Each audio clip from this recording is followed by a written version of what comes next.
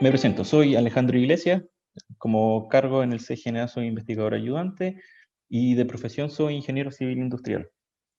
Me he dedicado muchos años, casi en realidad todos los años desde que salí de la universidad al día de ahora, a la industria del alimento, eh, específicamente en el desarrollo de productos más elaborados.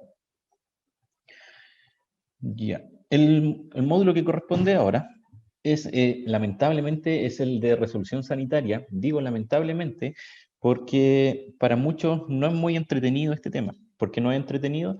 Porque no es nada más que muchos papeles que hay que completar. Pero cuando comenzamos diciendo resolución sanitaria, sale la primera pregunta, y la cual es, ¿qué es la resolución sanitaria? Y según la literatura, la resolución sanitaria se describe como la resolución sanitaria es una autorización o licencia concedida a personas o empresas que realizan actividades de procesamiento, envase, etiquetado, distribución y venta de productos alimenticios o aditivos. Mediante esa autorización se les permite el funcionamiento de las instalaciones, además de dichas instalaciones deben estar habilitadas con las condiciones sanitarias reglamentarias. Este requerimiento es indispensable en Chile para iniciar las operaciones comerciales y de manufactura de cualquier local dedicado a la industria alimenticia. ¿Qué quiere decir esto? De que toda empresa o persona puede ser natural también, que venda alimentos, debe tener sí o sí la resolución sanitaria. Y ahora, después de esto, sabemos que respondiendo a la pregunta de qué era resolución sanitaria, podríamos tener otra pregunta muy válida que es, ¿para qué me sirve la resolución sanitaria? Entonces, la resolución sanitaria sirve para brindar un debido control sobre las actividades comerciales y de manufactura de alimentos, bebidas y aditivos alimenticios de consumo humano. Esto está súper vinculado con los módulos anteriores, con el que hablaba Camila la semana pasada, con respecto a los procesos de calidad. Aquí apelamos exactamente a lo mismo. Si nosotros tenemos los procesos de buenas prácticas de manufactura e inocuidad, va relacionado con la resolución sanitaria. No se saca nada con tener una resolución sanitaria, que en mi papel va a decir que mi alimento cumple todas las condiciones y espacio todas las condiciones higiénicas para poder producir el alimento o procesarlo, si al final no estoy cumpliendo las buenas prácticas de manufactura. Por ejemplo, como el clásico ejemplo, el lavarse las manos cada vez que se manipula un alimento, o en este caso, que el más clásico, que el que se va al baño. Entonces, esos temas van súper vinculados con respecto a la resolución sanitaria. La resolución sanitaria, si nos ponemos un poquito de historia, se creó también con el fin de que asegure a todas las empresas o todos los productos que uno está comiendo que tienen una resolución sanitaria, es que se cumplen todas las medidas de higiene mínimas establecidas por la ley. ¿Y cuáles son las higienes mínimas? Dependiendo del tipo de alimento. Es muy distinto la industria de alimentos sólidos a la industria de alimentos líquidos. Con respecto a niveles patógenos o qué tipo de superficie se tiene que trabajar, con qué tipos de utensilios, son distintos. Entonces, por eso se estima de que se tiene que tener, a lo menos eso. Significa de que si yo como un producto que tiene resolución sanitaria, y además eso está vinculado con las buenas prácticas de manufactura, ese alimento es inocuo a la salud. Entonces, en este caso, con este tema estamos reuniendo, se juntan los otros dos anteriores, que es de inocuidad calidad y el de sistemas de calidad o buenas prácticas de manufactura. Como les comentaba, la resolución sanitaria legalmente no es nada más que un trámite. ¿Y qué trámites son estos? Hay que primero, mi mouse, acá está. Si ven el cursor, ¿se ve el cursor? Sí. Ok. Entonces, muchas gracias. Entonces, si nosotros tenemos una lista ¿cómo llamarlos? Casi un checklist, como para ir así como una lista de verificación, tenemos que cumplir 6 grandes puntos. Uno, que es primero constitución de la sociedad o formalizar la empresa. ¿Qué significa eso? De que hay que darle un nombre jurídico a la empresa, darle un RUT y todas esas cosas, todo este inicio de actividad en el sistema del servicio de impuesto interno para que puedan generar una boleta. ¿Ok? Ahí estamos, tributariamente estamos bien. Después viene, paralelo a ver, en orden es, primero constituir una sociedad, después iniciar todos los procesos de validación con el servicio de impuesto interno. Paso siguiente es hablar con el municipio y solicitar una patente para depender de lo que tengan en su emprendimiento, puede ser, como lo decía la resolución sanitaria, puede ser envasado, producción, o sea, elaboración, y un sinfín de otros productos, de otras actividades, perdón. Después viene el punto que es un poco más complicado, que es todo esto gestionar con las autorizaciones, y este es el que se demora un poco más. ¿Por qué? Porque en este proceso hay que, bueno, primero tienen que tener los certificados de calificaciones y permisos municipales respectivos, y la resolución sanitaria. Y la resolución sanitaria exige un listado mínimo de cosas de implemento en infraestructura que se deben mantener y que se deben hacer. ¿Dónde está? Ahí está el cursor. Y como cada empresa, o sea, de distintos rubros, requiere distinto tipo de tratamiento, por eso en este caso se habla de siempre como un promedio, le vamos a decir, o algo genérico, de qué actividades se tienen que cumplir. Después de todo eso, una vez que ya se tiene todo eso, los procesos con respecto a la resolución sanitaria, viene la patente o la autorización de la patente municipal, también todo eso tiene un costo, y finalmente llega la comercialización y pasan de emprendedores a superempresarios. Con respecto a la obtención de la resolución sanitaria, hay uno que abre. ¿Quién son los que deberían tener resolución sanitaria? Y volvemos de nuevo a la información, una de las primeras diapositivas, es que son toda persona o empresa en el establecimiento que elaboren, envasen y distribuyan o almacenen alimentos. ¿Quién entrega esta resolución sanitaria? La resolución sanitaria la entrega solamente, y aquí hay que remarcar, solamente para que no vengan de repente ahí como en internet, así como resolución sanitaria en 2 pasos, y para que no caigan como en esas como estafa. Hubo un tiempo que estaban como bastante de moda que se vendían a un par de pesos y todos tenían resolución sanitaria. Pero después cuando las personas iban a validar esa información, si realmente tenían resolución sanitaria, no estaban validados. Entonces era una estafa. Entonces, ¿quién da esta resolución o quién otorga esta resolución sanitaria? Es el Ceremi de Salud de cada región respectiva. Y bueno, y dependiendo de esto, hay un documento que se llama Disposición del Reglamento Sanitario de los Alimentos, en el cual indica un paso a paso de lo que se debería hacer. Ahora nosotros vamos a ir viendo, si bien no podemos ver un paso a paso porque todos los emprendimientos son distintos, pero sí vamos a ir viendo un genérico de que a lo menos deberían tener estas condiciones. También, vamos una atrás. La gracia de la resolución sanitaria, también como, a ver, si yo tomo un producto y veo que no tiene ningún código o ninguna información en la cual me diga de que tiene resolución sanitaria, yo asumo que el producto simplemente no la tiene. Entonces, por esto es como un sticker más que se pega en los envases, el cual deben tener contemplado al momento de diseñar su etiqueta. Es como la información nutricional, los ingredientes, exactamente igual. Requisitos generales, y aquí hablamos de algunos requisitos generales con respecto a la resolución sanitaria. Uno es la ubicación. Esto es fundamental. Por ejemplo, una empresa o un local, el almacén o como ustedes lo quieran llamar, tiene que estar alejado de un foco de insalubridad. Por ejemplo, una envasadora de alimentos no puede estar al lado de un vertedero de basura. También tiene que estar, bueno, otra de las cosas es que tiene que estar acoplado a las normas que tiene la municipalidad. Por ejemplo, hay zonas en las cuales no se puede establecer una fábrica o no se puede tener una zona de envasado por permiso o zonificación de la municipalidad en la cual usted se encuentre. También tiene que estar separado de una vivienda y protegido del medio exterior. Significa de que si yo tengo una zona de envasado, no puede estar, a lo menos debe estar cerrada en sus 4 estructuras. Debe tener paredes que las contengan, un techo y una puerta de acceso.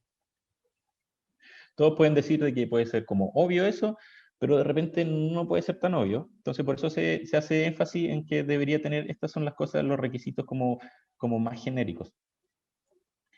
Bueno, aquí dice de que otro punto es que las dependencias deberán contar con áreas de procesamiento. Significa de que deberían tener una sala distinta a que en la primera se recepcione la materia prima, en la cual después se pueda seleccionar, se pueda limpiar y se pueda preparar.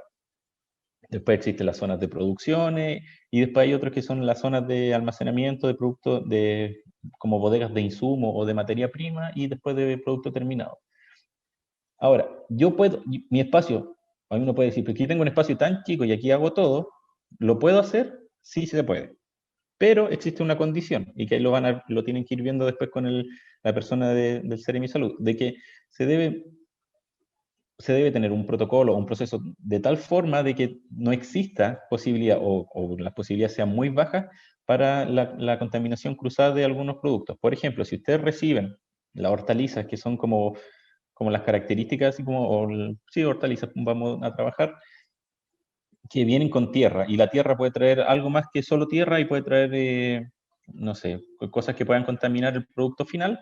Entonces, si ustedes dejan esa hortaliza en una mesa, por ejemplo, que es de material lavable, van a dejar la hortaliza y después sobre ese mismo van a sacar van a hacer el producto final y no limpiaron previamente, lo más probable es que la fruta, o el producto final quede contaminado. Entonces, por eso se trata de hablar como de dependencia, así como espacios para. Yo puedo hacer de que una mesa se pueda dividir en 4 zonas y en las cuales yo las tenga delimitadas, pero yo voy a tener dependencias de cada zona de trabajo.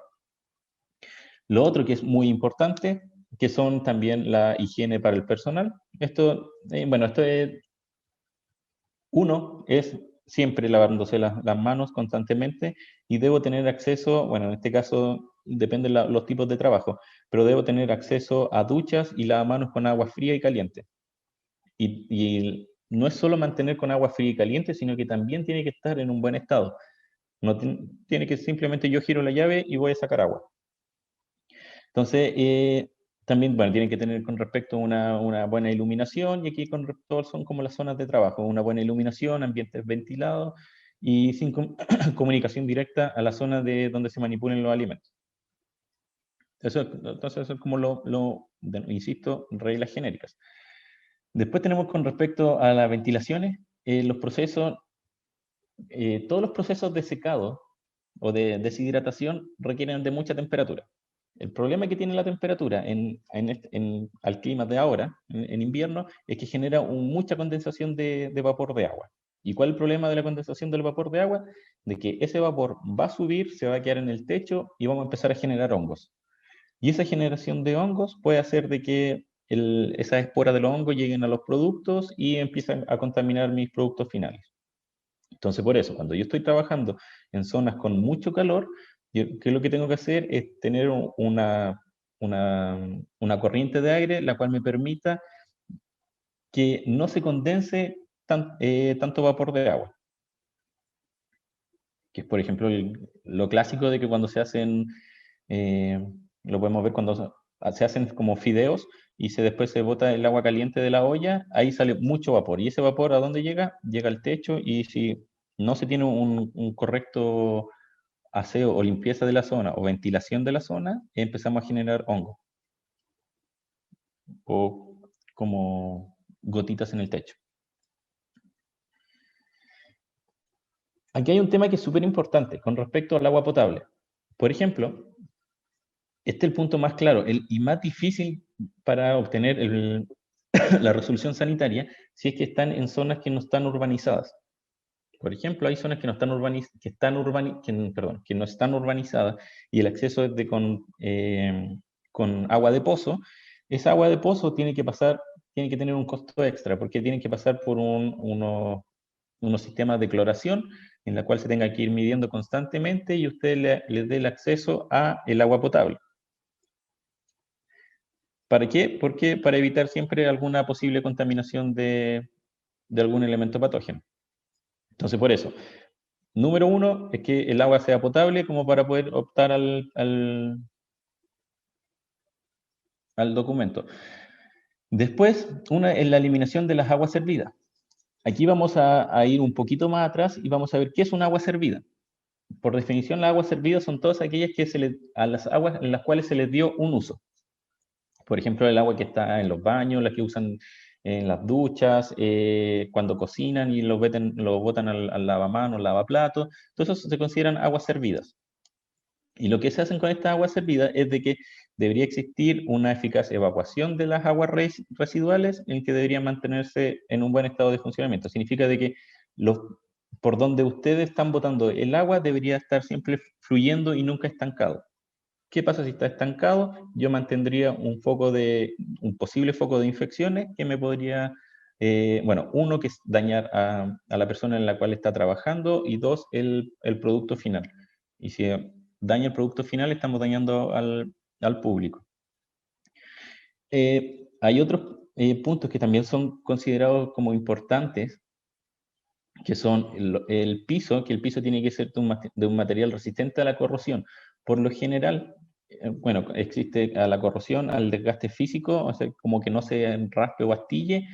Impermeable significa que no le pase el agua y que sea antideslizante. Y a todas esas cosas tienen que sumarle de que tiene que ser de un fácil lavado. Así que en base a todo eso, no podemos tener un piso que sea de cemento. No podemos tener un piso que sea de tierra, no podemos tener un piso que sea de un material muy poroso.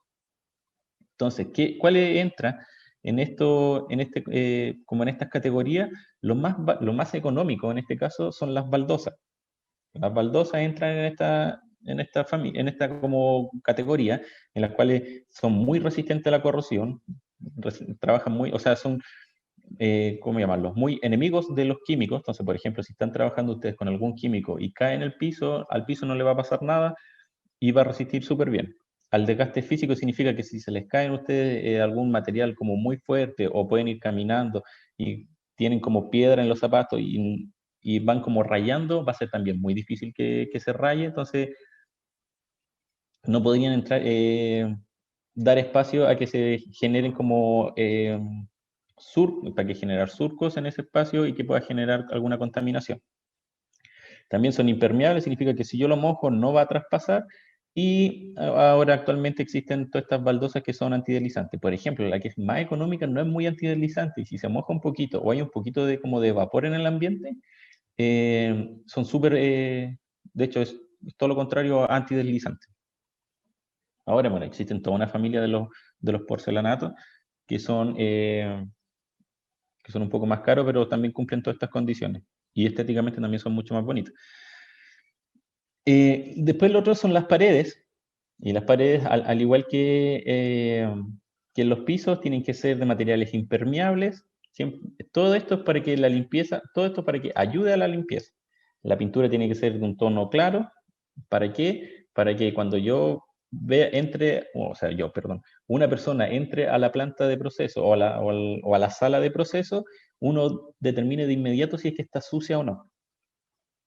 Entonces, por eso se utilizan los tonos claros, y de hecho, así como un poquito de historia, por eso usan los médicos y todas las personas de salud usan cosas blancas, o un panadero, o las personas que trabajan en el laboratorio, todos usan cosas blancas para determinar de inmediato si es que está sucio o no. Y si es que está sucio, debería lavarse para evitar contaminaciones.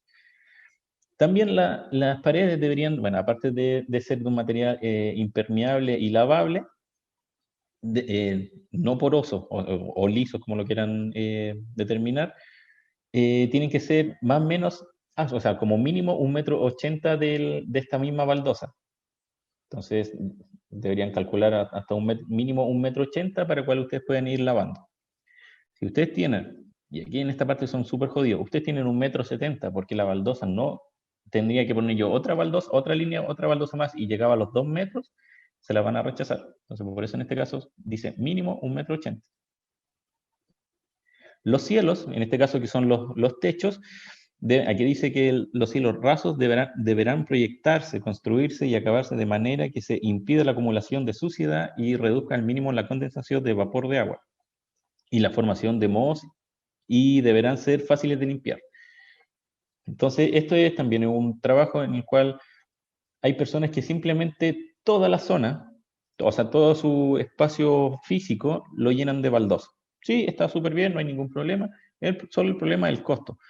pero sí se puede hacer. Y con eso se evitan todos los problemas de distancia mínima, de que el techo sea de un material que reduzca la condensación o la forma y todas esas cosas. Todo lo que dicen estos requisitos mínimos se podrían omitir, porque está todo de baldosa, que es un material impermeable, lavable y que no es tóxico. Claro. La iluminación. La iluminación por ley está estipulada de cuántos existe que bueno, es la unidad candela, la unidad o lúmenes, la unidad internacional, de cuánto, que significa cuánto brillo debería ser. Entonces existe, bueno, los tipos de luces naturales o artificiales tienen que ser la adecuada de tal forma de que no se alteren los colores del producto y permitan una manipulación y control de los alimentos súper bien. Por ejemplo, hay lámparas o estas ampolletas que están como, bueno, están como de moda, que son luces cálidas y luz cálida y luz día. Entonces hay unas que son las luz cálidas, que son más amarillentas. Entonces, en ese caso, todas las tonalidades de los rojos, o toda esa gama de colores de los rojos, se ven alterados. En cambio, hay las luces que son luces claras o luces 10 que le llaman, alteran todas las tonalidades de los azules, violeta y todos esos tonos. Entonces, por eso aquí dice que no da una especificación así como explícita de cuánto debería ser, sino que dice solamente la que no altere los colores de percepción de la persona. Entonces, ¿para qué? Para que mi producto, si yo estoy haciendo, por ejemplo, una mermelada, y estoy haciendo una mermelada de frambuesa, me quede el color característico de la frambuesa y no me quede café. ¿Y por qué si me quedó café, qué pasa? Significa que le agregué mucho azúcar o se caramelizó mucho y por eso no se altere con respecto a eso. La disposición, y hay otro tema que también es muy importante, que es la disposición de los residuos sólidos, o en este caso, basura. La basura no solo se debe disponer en instalaciones separadas del lugar de elaboración. Significa de que si bien yo puedo tener un basurero, ese basurero debería ir eliminándose constantemente toda la basura, en este caso, o los desechos. Donde esto deberían, a ver, ¿cómo voy a llamar? Es una bodega de basura que debería tener yo. Con esa bodega yo debería dejarla en algún lado que está fuera de mi zona de trabajo, ojalá en un espacio distinto, para que esta yo la pueda manipular y la pueda llevar o transportar, o que el camión de la basura pase a retirar los desperdicios. Entonces, ¿por qué?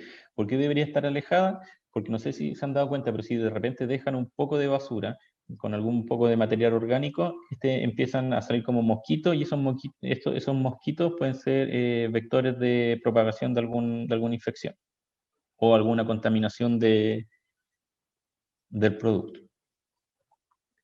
No sé si se habrán dado cuenta hasta el momento, pero todos los requisitos y todo apunta a que el producto siempre sea estandarizado y siempre sea lo más inocuo posible. Por eso todo trata de que el espacio sea lo más claro posible, de que el producto tenga una iluminación, o sea, el espacio tenga una iluminación acorde que no me permita alteraciones de color, de que tenga que todo mi material sea, o sea, mi estructura en este piso y suelo sean lavables, de que yo tengo que diseñar de tal forma mi espacio de que evite la condensación, no tenga que trabajar excesos de temperatura para evitar proliferaciones de hongo.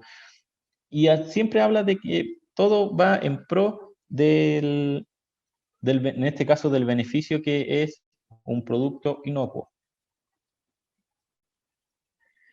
Y ahora, ¿qué documento se requiere para poder tener una resolución sanitaria? Existe, a lo menos, todo depende o sea, estos son los requisitos mínimos. Pueden haber Ceremi en los cuales soliciten un poco más de información dependiendo su tipo de trabajo. Pero, por ejemplo, uno de los certificados es el certificado de uso de suelo o de zonificación que entrega la municipalidad, en el cual le indica si es que pueden o no disponer de una planta de proceso. Después, todos los servicios en cuales ustedes le garanticen también existe un respaldo de que sus servicios de agua potable existen y también existe un servicio de alcantarillado. También con eso la empresa, o sea, el Ceremi o la Ceremi verifica de que todo eso cumpla el estado mínimo en este caso de agua potable y que en este caso el agua potable que lo usan para procesar, el que consume toda la población o todas las personas en esa zona, que es la misma y que no van a tener problemas.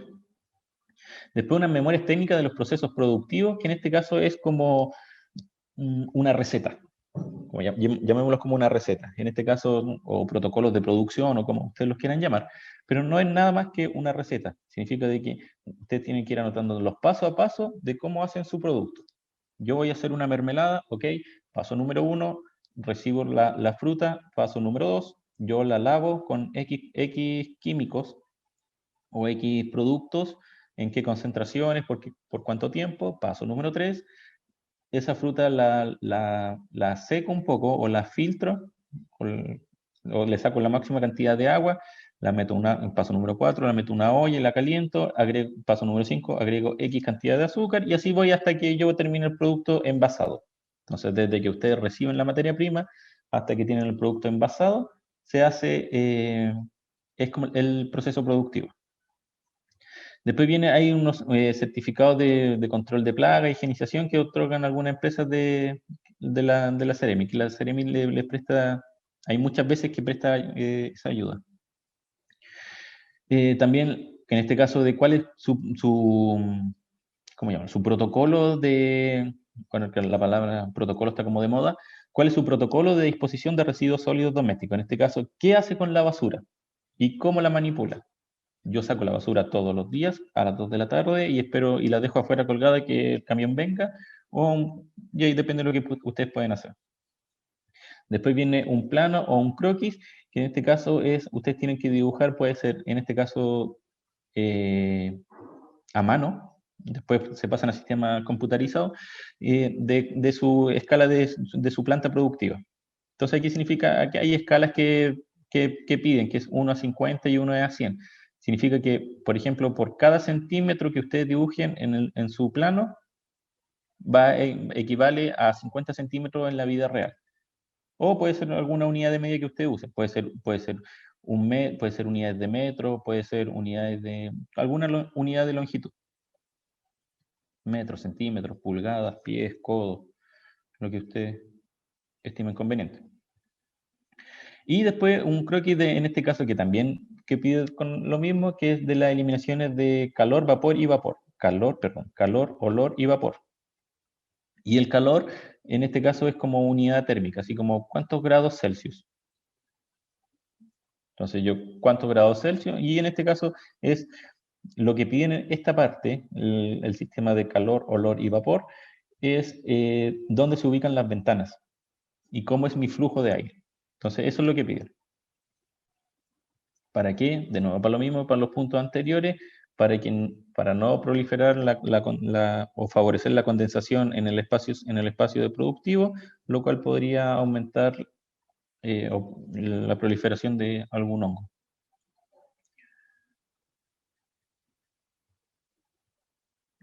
Los otros documentos que se piden es un listado de los productos que se están elaborando. ¿Para qué? No van a decir que con esto me están robando información o cosas así. No, para nada.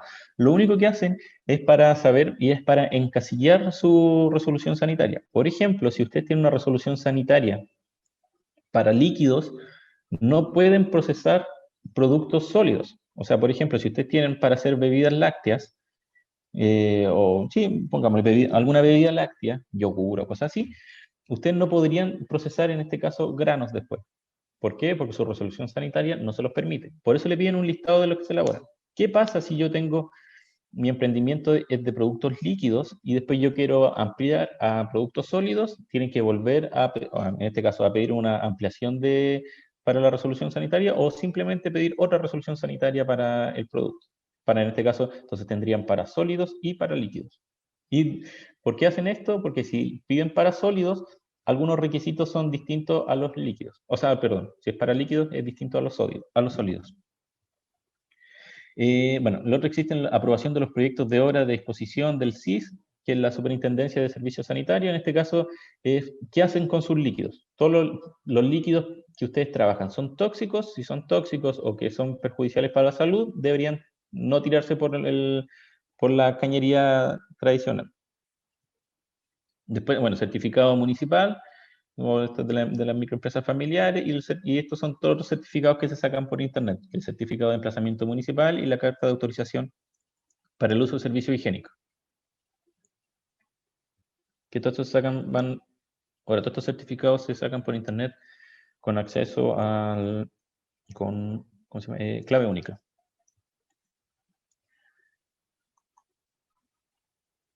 Entonces, ¿cómo debería yo obtener la resolución sanitaria? La resolución sanitaria, bueno, existen actualmente dos formas. Una que es la forma presencial, así como llenando papeles uno por uno, o la otra es el trámite que es online, que os recomiendo que hagan el trámite online y así evitamos alguna propagación del COVID. El presencial, ¿qué es lo que deben hacer? Se deben acercar a la Seremía de Salud de su región y solicitar en la oficina ahí que quieren iniciar el proceso de obtención de resolución sanitaria. Le van a dar muchos papeles y ustedes deberían ir completando uno a uno esos papeles. Esa es la forma tradicional en la cual para las personas que no tienen manejo computacional es muy favorable porque le van prestando asistencia constantemente. En cambio, en los procesos 2, que es el trámite online, que ahí está el código en el cual uno puede ingresar, o sea, perdón, el link. En el link es todo exactamente muy parecido, pero con la asistencia un poco más reducida, porque en este caso a través de llamadas telefónicas o preguntas por correo electrónico, y que le hace llenar un formulario, en todos los formularios correspondientes a su producto, y en un plazo que estipula, depende de la seremía, se le entrega la respuesta de los productos, de su solicitud. Si la solicitud es negativa, le van a indicar por qué es negativa o en qué punto falló. Ahora, todo este trámite ¿es gratis? No, lamentablemente no es gratis. ¿Qué más o menos? O sea, a ver, hay que considerar de que la resolución sanitaria más cara que existe vale, creo que son 95.400 pesos. Y la más económica, dependiendo de los rubros también, son 14.200. ¿De qué depende que cueste 14.000 o 95.000 pesos? Simplemente de la complejidad que sea el producto. Mientras más complejo y más requisitos requiere, así como muchos controles, es más cara. Por ejemplo, todas las que son farmacéuticas o de nutracéuticos es como la más cara.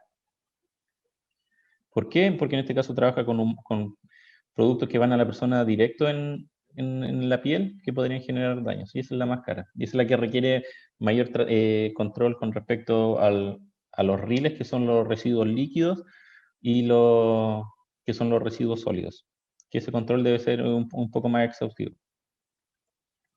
Una vez que se tiene todo eso, ya cumplimos los requisitos, ya tenemos el permiso de resolución sanitaria y las patentes comerciales. ¿Qué nos queda ahora? Simplemente vender y transformarnos en unos magnates de su producto.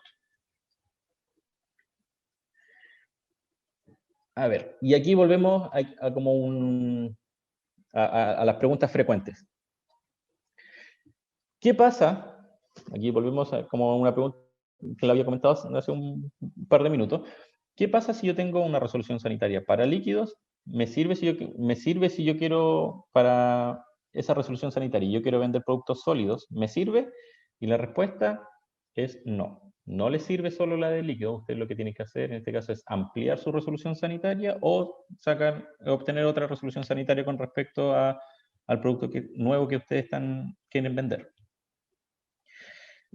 Aquí, la resolución sanitaria de los alimentos se debe actualizar después de un periodo.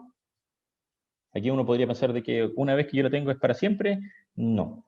La resolución sanitaria tiene un una vigencia de 3 años y esa vigencia después, una vez pasados esos 3 años, deben volver en este caso, a recertificarse o revalidar sus procesos.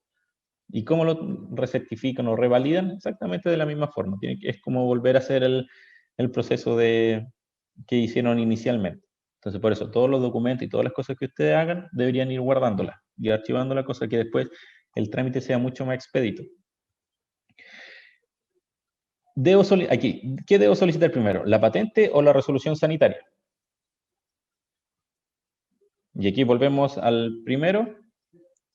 Y primero, lo que tenemos que tener es la resolución sanitaria. O la patente. ¿Qué opinan ustedes?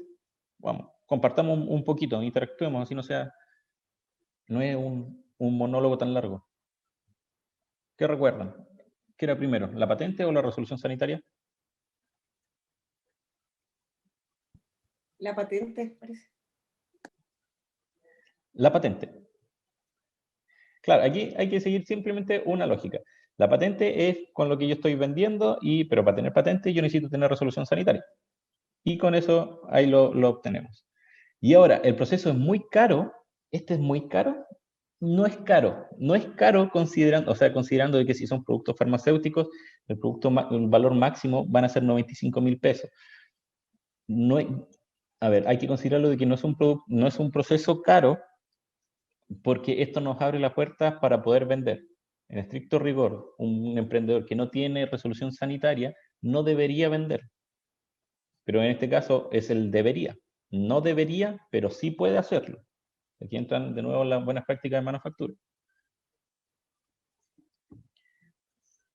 Y con eso damos término al módulo de resolución sanitaria. Primero, me voy a presentar nuevamente, ¿cierto? Mi nombre es Alan Mercado, soy analista químico, estudié en la Universidad de Concepción y actualmente estoy trabajando acá en CGNA como encargado de la unidad de química. Para explicar un poquito, ¿cierto? La unidad de química realiza muchos análisis, entre los cuales, ¿cierto? Y comprenden el tema que vamos a hablar ahora. Hacemos análisis proximales de los alimentos, entonces se relaciona un poco con lo que vamos a dar en la presentación. Bueno, la presentación la vamos a dividir en dos secciones primero, cada una de 15 a 20 minutos. Vamos a dejar un tiempo al final para que las personas que están conectadas en este momento, ¿cierto?, nos puedan hacer sus consultas y dudas al respecto. El tema que vamos a abordar son los aspectos generales del etiquetado nutricional. El objetivo principal de esta presentación es, primero que nada, orientarlos, ¿cierto?, sobre el correcto etiquetado nutricional de los alimentos que ustedes elaborarán o tienen en mente de producir. Voy a hacer una pequeña introducción al tema. Sabemos que en Chile y el mundo, ¿cierto?, la obesidad y el sobrepeso son uno de los problemas de salud más relevantes. Más del 60% de la población tiene un exceso de peso. Uno de los principales factores determinantes de esta condición son, primero, una mala calidad de la dieta, ¿cierto?, que incorpora alimentos con un exceso de calorías, altos en sodio, azúcares y grasas saturadas. En el etiquetado nutricional de los alimentos, junto con la publicidad, juegan un papel importante en la elección de los alimentos por parte de nosotros, los consumidores. Y en este contexto, nuestro país desarrolló una ley, ¿cierto?, que se encarga de mejorar el etiquetado y la publicidad de los alimentos que se producen y comercializan en Chile. Acá me refiero a la ley 20.606. Ustedes pueden revisar más en detalle en la web el tema de la ley y su reglamento. Bueno, esto comenzó a regir el 27 de junio del año 2016 para las medianas y grandes empresas.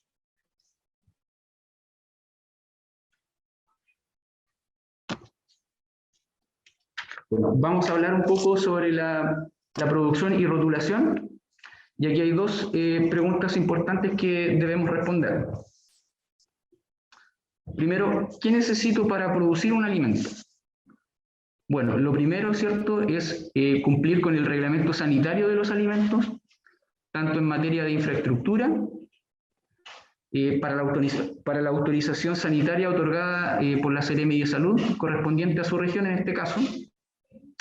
Y esta autorización sanitaria les va a permitir obtener algo muy importante, que es su patente municipal. O sea, para, en este caso, producir su producto. Y segundo, cumplir con el reglamento sanitario de los alimentos, en materia de procesos productivos, esto en relación a la higiene, rotulación y publicidad. Bueno, acá surge también otra pregunta, que la vamos a responder. ¿Qué es la etiqueta o rótula? Bueno, primero, ¿cierto?, nos entrega información sobre la empresa o emprendimiento y las características o atributos propios del producto. Hay que destacar que es un componente fundamental que puede estar visible tanto en el envase o adherido al producto mismo. Puede estar de una forma colgante o adhesiva, ¿cierto? Y es una forma de comunicación que tiene en este caso el productor y el cliente, cuyas características también están regidas, ¿cierto?, en nuestro país por el Reglamento Sanitario de los Alimentos. Bueno, acá es importante, ¿cierto?, que conozcan el análisis proximal que se le hace a un alimento. El alimento en general se compone principalmente de dos fracciones. Una parte que contiene humedad, ¿cierto?, y la otra que contiene la materia seca. En la materia seca vamos a encontrar las proteínas, la fibra, la materia grasa y los hidratos de carbono o carbohidratos. Estos proximales corresponden a la materia orgánica. Dentro de la materia inorgánica, las cenizas. Muy importante, porque en ellas, ¿cierto?, vamos a determinar lo que son los minerales, como por ejemplo el calcio, sodio, potasio, entre otros minerales de importancia.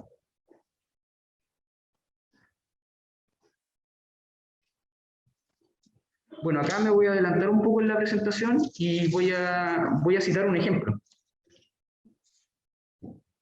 para un etiquetado nutricional, que es lo que ustedes van a ocupar generalmente para rotular sus productos.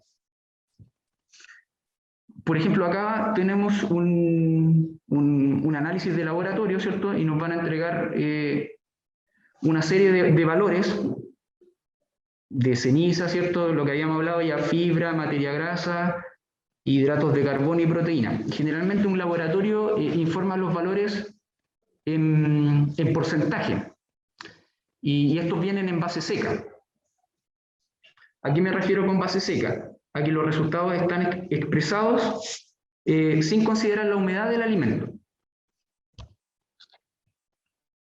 Cabe destacar en este punto que, para que no se confundan porcentaje, yo tengo que pensar que ya la expresión del resultado va a estar en gramos por cada 100 gramos de alimento. ¿Ya?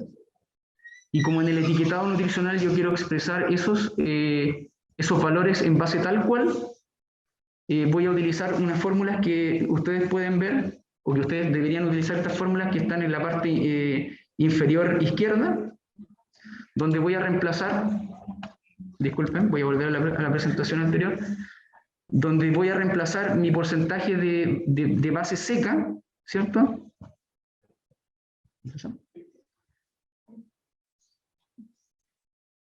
Mi porcentaje de base seca para obtener el valor, en este caso, en base húmeda, ¿ya? Vamos a pasar a la siguiente diapositiva.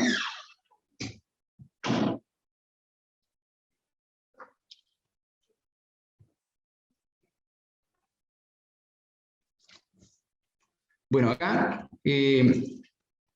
¿cuáles son los componentes del etiquetado nutricional? lo más importante. Primero, ¿cierto? Vamos a tener la declaración de los nutrientes, los mensajes saludables, mensajes nutricionales y de advertencia. Como les decía a mi colega, la presentación, como se va a dividir en dos secciones, ella va a ahondar más en estos temas con mayor detalle. ¿Ya?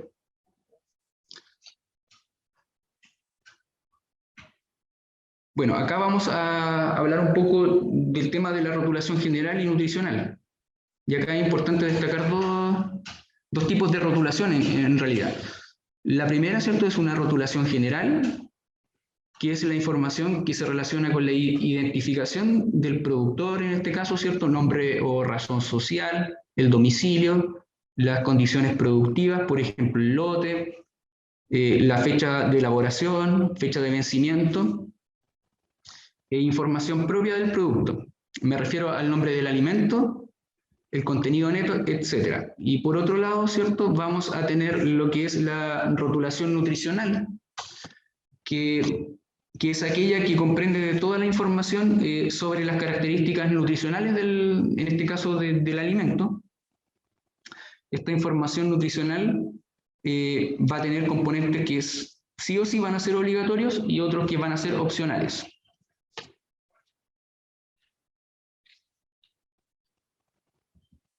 Bueno, acá voy a citar un ejemplo de una rotulación general que en este caso va a ser un producto líquido. También puede ser un producto sólido, ¿cierto? Rigen las mismas condiciones para ambos. Lo primero, ¿qué debe llevar obligatoriamente? Primero, el nombre del alimento, el contenido neto. En el contenido neto me refiero en este caso al peso del alimento, sin considerar en este caso el peso del envase, ¿ya? El nombre o razón social, ¿cierto? El nombre o razón social o domicilio, algo muy importante, el país de origen, el número y fecha de resolución, y nombre del servicio de salud, ¿cierto?, quien va a autorizar la elaboración y el envase de este producto, ¿ya? Otro punto importante es el número de lote y producción, la fecha de emisión, en este caso del producto que se está elaborando, la fecha de vencimiento, instrucciones de almacenamiento. Acá igual este punto es importante porque al consumidor le va a decir de qué forma debemos guardar el alimento, ya sea refrigerado, ¿cierto?, a temperatura ambiente. Y otro muy importante que sí o sí debe ir también es el listado de ingredientes y aditivos, ¿ya?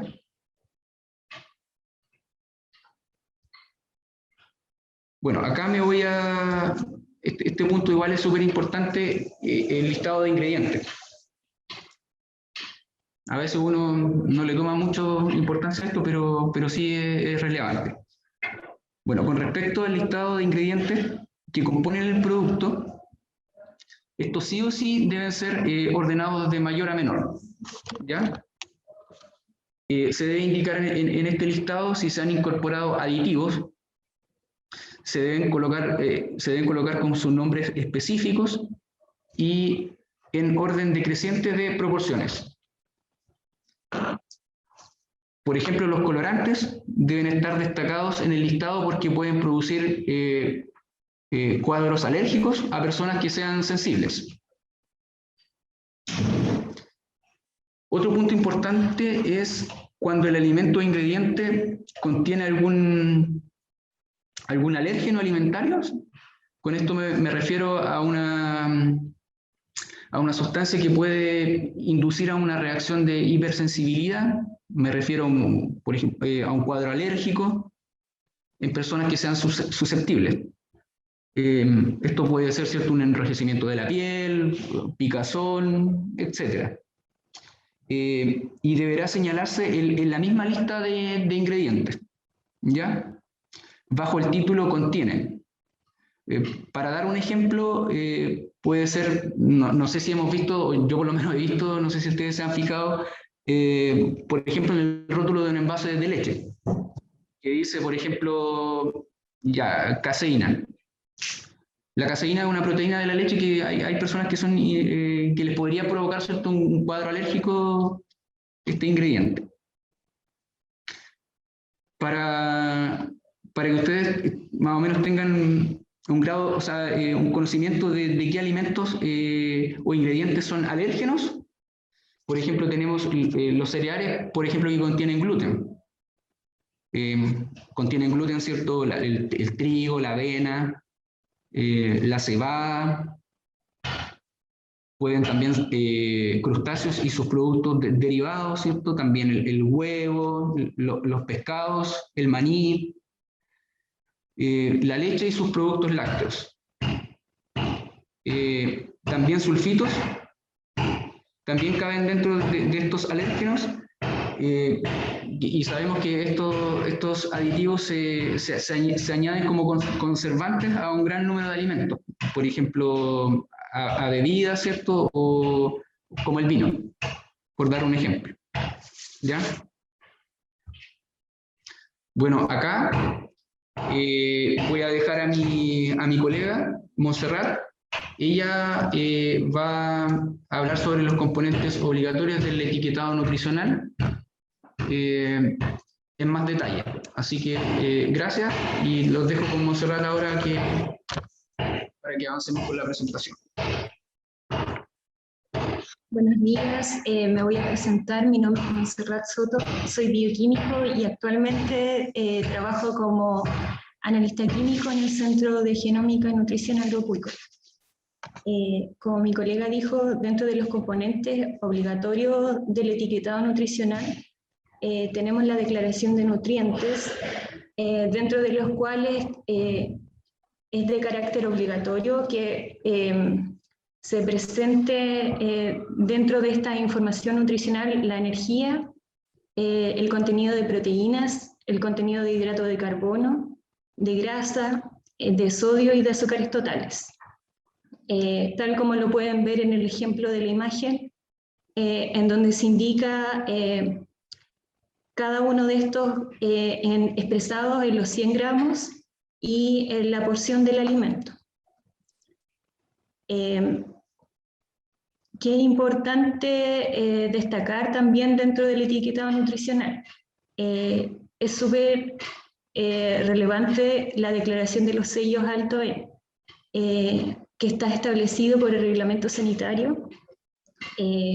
Acá podemos encontrar una tabla donde se estableció para el caso de la energía en alimentos sólidos, que todos aquellos alimentos que contienen 275 kilocalorías por 100 gramos, se debe declarar el producto como alto en calorías.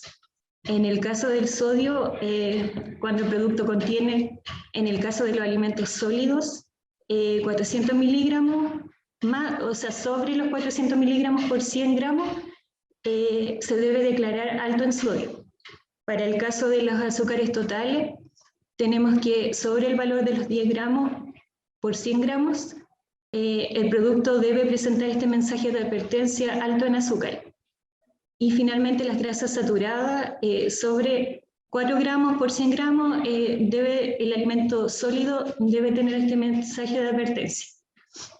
Luego tenemos los alimentos líquidos, que para el caso de las kilocalorías, para que esté libre de sello, en el caso de la energía debe contener valores inferiores a 70 kilocalorías por 100 gramos. Ya si el alimento contiene más kilocalorías, se debe presentar este mensaje de advertencia. En el caso del sodio tenemos que por cada 100 miligramos por cada 100 ml, en el caso de los alimentos líquidos, el alimento debe contener este mensaje de advertencia. En el caso de los azúcares, el máximo permitido para que esté libre de sello es 5 gramos por 100 ml. Y finalmente las grasas saturadas, tenemos 3 gramos por cada 100 ml. En resumen, ¿qué es lo que debo considerar para esta declaración de los mensajes de advertencia? Primero, ver si el alimento se le adicionó azúcar, sodio o grasa saturada. Si el alimento no tiene ninguno de estos nutrientes, no es necesario que contenga un rótulo. Ya si contiene sodio, azúcar o grasas, las preguntas que me debo hacer para cada uno de ellos es si lo contiene o no lo contiene. Si lo tiene, es necesario evaluar el rótulo del sello. Y si no lo tiene, no es necesario que esté presente en el alimento. También dentro del etiquetado nutricional tenemos componentes que son opcionales. Dentro de estos componentes opcionales tenemos propiedades nutricionales y propiedades saludables. Dentro de las propiedades nutricionales que se presentan en el etiquetado nutricional como una opción es la fibra dietética o el colesterol de un alimento. Dentro de las propiedades saludables, lo que se presenta en el alimento son mensajes que van dirigidos si mi alimento va dirigido a un cierto público de personas, por ejemplo, personas que son intolerantes al gluten, el alimento va a contener este mensaje saludable que dice sin gluten. Y se destaca harto en el producto tal como lo pueden ver en la imagen. Otros nutrientes que son opcionales dentro del etiquetado nutricional de los alimentos tenemos vitaminas y minerales. Es importante considerar dentro del etiquetado nutricional las dosis diarias de referencia que están establecidas por el reglamento sanitario. Para 2 kilocalorías consumidas diariamente. ¿Qué es importante destacar acá? Que cuando mi alimento contiene ya sea vitaminas, minerales, fibras y proteínas también, ver el porcentaje en el cual se encuentra en el alimento. Si el alimento presenta de 10 a 19,9% de la dosis diaria de referencia, se indica en el alimento que es buena fuente. Si el alimento contiene más del 20% de la dosis diaria de referencia, se dice que es una excelente fuente. Y si el alimento ya contiene sobre el 10% de la dosis diaria de referencia, se dice que está enriquecido o fortificado, ya sea con cada uno de estos nutrientes.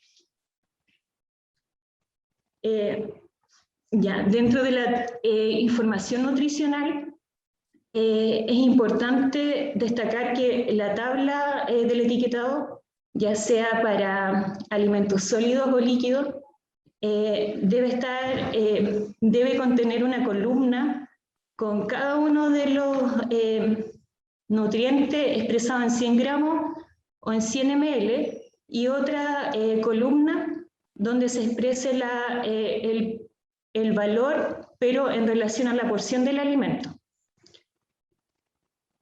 Para poder visualizar mejor esto, acá yo les incluí una tabla en donde lo más importante a destacar, bueno, primero son las porciones. Es importante que ustedes al momento de realizar un etiquetado nutricional consideren que lo primero debe tener 2 unidades de medida en la porción. Una es una medida casera, tal como se indica en el ejemplo que dice 2 rebanadas, y al lado la unidad métrica que equivale a 38 gramos. Luego debe tener las porciones por envase, y cómo se calcula la porción por envase es de acuerdo al contenido neto, y eso se divide y se aproxima por un valor entero. Luego los parámetros que son obligatorios, tenemos la energía, proteínas, grasa total, colesterol, hidratos de carbono, el sodio y como opcional vitaminas y minerales. En la primera columna ustedes pueden observar que están todos los valores expresados cada 100 gramos y al ladito expresados por la porción. ¿Cómo se calcula esto? Bueno, nosotros tenemos en el ejemplo, en el primer caso, la energía, tenemos que el alimento tiene 346 kilocalorías en 100 gramos de muestra. Por lo tanto, yo tengo que calcular mi porcentaje en relación a lo que sería la porción, que en este caso son 38 gramos, y eso me da un total de 131 y fracción. Pero es importante que ustedes sepan que en el caso de las kilocalorías, el valor debe ser expresado por un número entero. Por lo tanto, se aproxima al valor, digamos que esté más cercano. ¿Cómo se calcula el valor energético?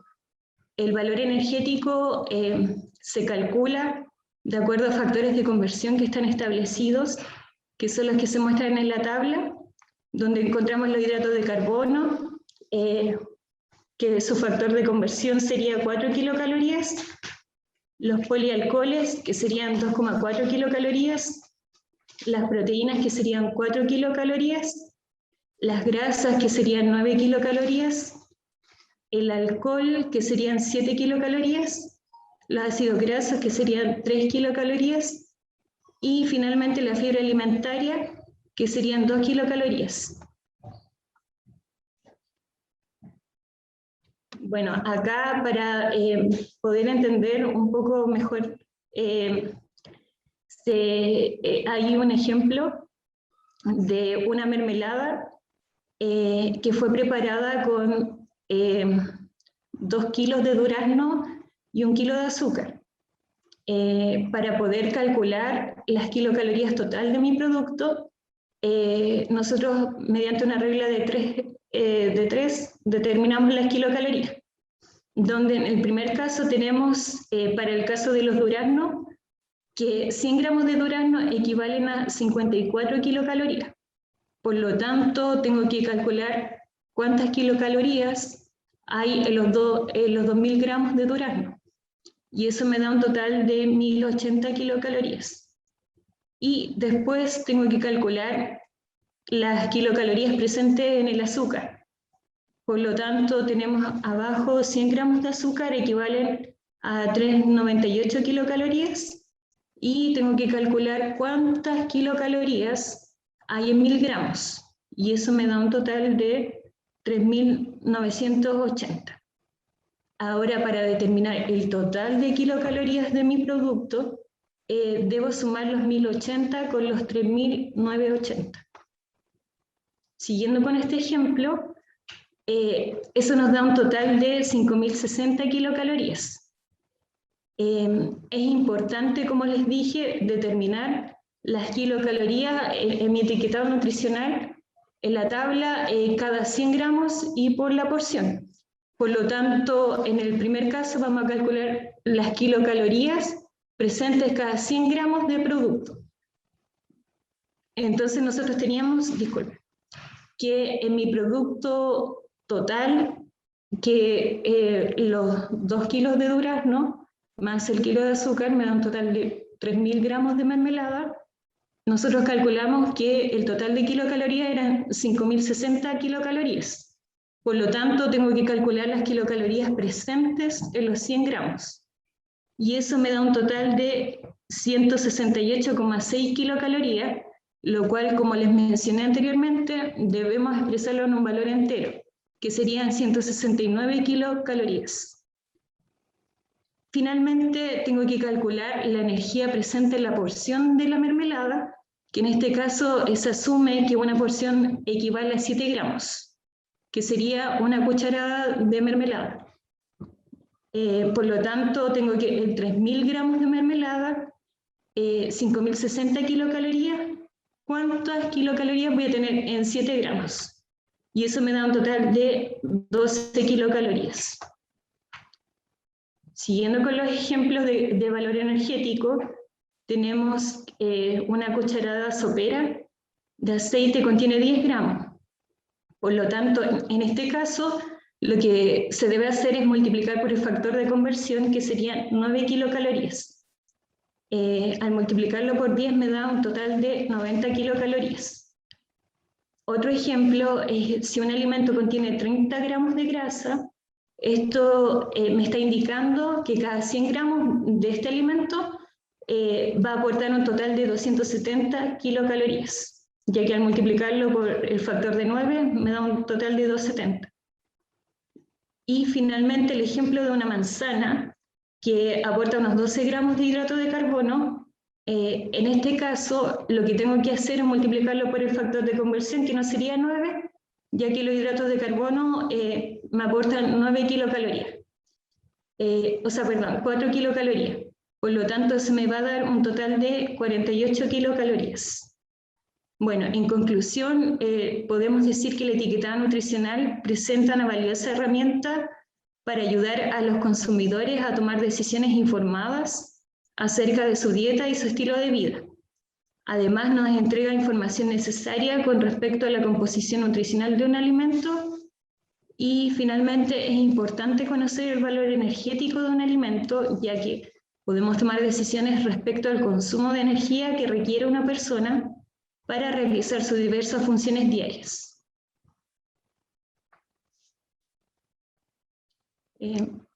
Muchas gracias por su atención.